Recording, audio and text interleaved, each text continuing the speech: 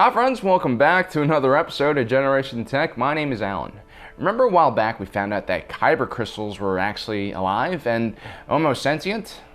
Well, that completely changed my view of one of the most important scenes from The Force Awakens, Rey's vision. I began looking for patterns and similarities between all the scenes in the Force Back sequence and realized the vision you see isn't Rey's or even Luke's, it's the lightsabers. First, the collection of sound bites we hear during the sequence all have one commonality. Luke's lightsaber was present during each one of them.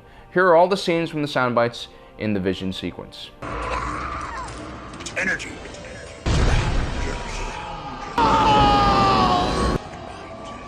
When you will be tempted, you cannot control it. The Force will be with you. So now, using the same theory, we have to find out where the lightsaber is in each one of these scenes. The first scene is simple enough. It takes place on Cloud City during Empire Strikes Back. In the novel, it even says Rey witnesses two figures fighting in the distance. Then the scene shifts and Rey falls down, signifying the lightsaber's own fall down the shaft after Darth Vader cut off Luke's hand. Another unifying theme of all these scenes is that the lightsaber now has changed hands. Well, not literally, because, he cut his arm off and the hand's still holding onto the lightsaber. You know what I mean. Now we get to the second scene. Luke is sitting there watching his destroyed Jedi temple sometime around 28 ABY. Now I know you're thinking, how does Luke have a lightsaber? Didn't you just say he lost it and didn't a scavenger pick it up or something like that? Well, yes, that's true. But who is in charge of Cloud City? Lando Calrissian. Even after he fled Bespin during The Empire Strikes Back, he left behind Lobot, who would become his ears and eyes on the station while he was in exile. After the war ended, Lando returned, and with Lobot's help, he was able to drive out the Imperial garrison that was stationed on Cloud City.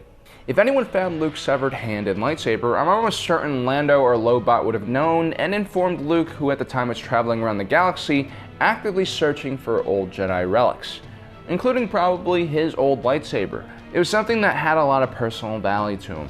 It belonged to his father, Anakin Skywalker, and after burning his corpse, Luke really didn't have anything else left of him. It also had historic value because it came from the time before the Jedi Purge.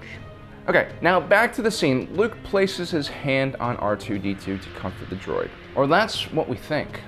Let's take a closer look at everything from the slow dolly in and to the location of Luke's hand. It all points to an area on R2-D2's dome. That, guys, is no coincidence. This is where R2-D2 always hides his lightsaber.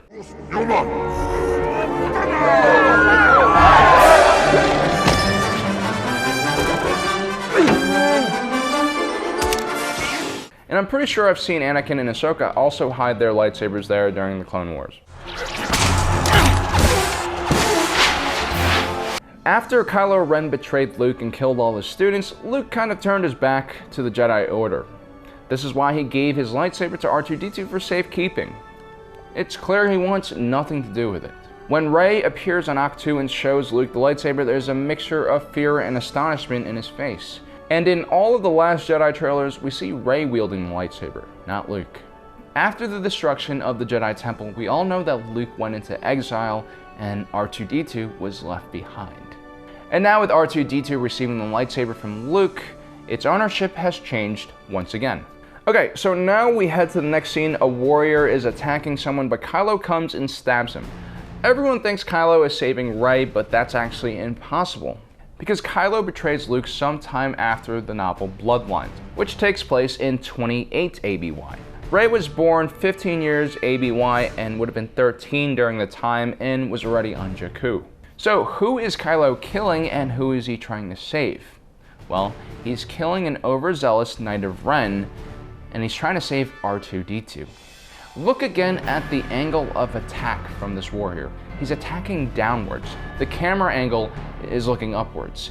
It's obvious that he's attacking something that is extremely short, like R2-D2. Kylo clearly recognizes the droid as being Luke's and doesn't want it destroyed, so he stabs him. And of course, he really wants Luke's lightsaber because it used to belong to Darth Vader, someone who he worships. And it's even hinted in The Force Awakens that the lightsaber used to belong to Kylo Ren. That lightsaber, it belongs to me. Come get it.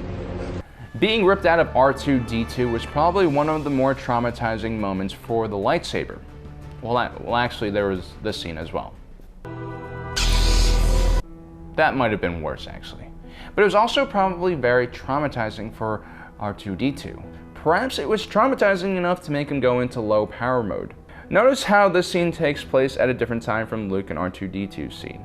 The bodies are still there, but the fire is gone. This is most likely a cleanup operation, and Kylo is looking for clues of where Luke went. R2-D2 might have had that information, but chose to shut down to save his master. Also, again, this scene shows another change in ownership of the lightsaber, this time from R2-D2 to Kylo Ren. The next scene is kind of an outlier and is harder to explain. Now, we have Rey being dropped on Jakku by someone, maybe her parents. As we said before, this actually happened a few years before the burning of Luke's temple. So, where could the lightsaber be in this scene? Well, the answer is right in front of you. What do you usually find on Jakku? Scavengers. And who first picked up Luke's lightsaber? That's right, a scavenger. So maybe that's who Rey's parents or parent is, a scavenger. It's a profession that runs in the family. I mean, how else do you explain a 4-year-old left to her own devices being able to figure out all that stuff by herself? Now the thing is, this is the only scene where the lightsaber doesn't change ownership. But instead, it's Rey who's being given away. And I think this is one of the reasons why the lightsaber can connect with Rey. They both have abandonment issues. Now let's go on to the final scene. Kylo Ren shows up out of nowhere. This is the only true Force vision that foreshadows the future.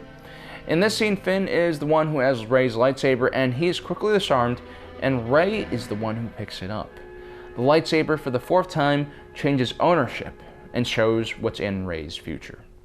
Now, if we look at Rey's Force-backed vision with this theory, it becomes a lot less random, and things begin to make a lot more sense. The lightsaber is showing Rey its past and their potential future together. It's also explaining to Rey that it's tired of being ripped away from one owner to another. It just wants to find a home, and Rey can relate to the lightsaber in that regard. In the original script, the lightsaber had a much larger role. In fact, it wasn't a map that BB-8 was hiding, it was Luke's lightsaber. And everyone was after it, including the First Order and the Resistance. Mark Hamill even said that there was a version of this script that was extremely weird, and it opened up with Luke Skywalker's severed hand floating in space, and then falls into Jakku's atmosphere and burns up, leaving only the lightsaber. This, of course, never made it to the final cut because it just doesn't make any sense on so many different levels. But anyway, perhaps Rey's Force-back vision was a scene that survived the rewrites and came from the original script where the lightsaber was much more central to the story. So what do we do with that information? I don't really know yet. But unfortunately, it's probably very unlikely now that Luke is Rey's father, especially with the whole timing of Kylo's betrayal not matching up with Rey being abandoned on Jakku. But it is possible that Luke has met the scavenger who found his lightsaber, who also happens to be Rey's mother or father. It seems like the lightsaber calls out to Force-sensitive individuals, so maybe it called out to Rey's Force-sensitive mother or father while they were on Cloud City. And perhaps once they returned the lightsaber to Luke, they became his apprentice. Which sadly means Rey's parents are dead, as Maz Kanata hinted in this scene. I see your eyes. You already know the truth. Whomever you're waiting for on Jakku, they're never coming back.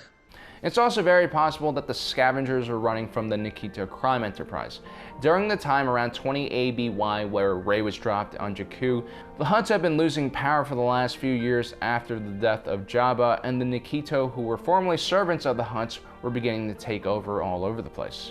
One of the reasons they were able to do that was because the First Order was secretly backing them.